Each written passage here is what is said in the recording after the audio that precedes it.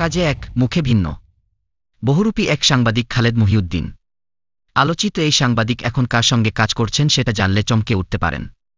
2018 সালের বিতর্কিত নির্বাচনে নৌকা প্রতীকের প্রার্থী ছিলেন এম শাহীন।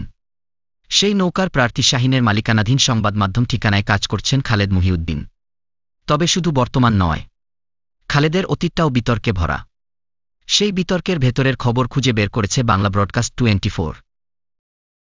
2011 সালে খালেদ মহিউদ্দিন যোগ দেন শেখ হাসিনার বিতর্কিত উপদেষ্টা ও শেয়ার বাজার লুটের অন্যতম প্রধান অভিযুক্ত সালমান এফ রহমানের মালিকানাধীন ইন্ডিপেন্ডেন্ট টেলিভিশনে।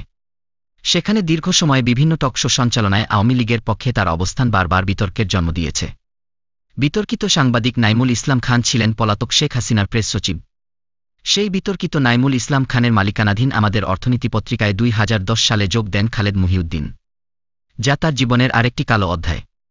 2007 সালে ওয়ারিড টেলিকমে মিডিয়া ও পাবলিক রিলেশনস ম্যানেজার হিসেবে যোগ দেন খালেদ মহিউদ্দিন।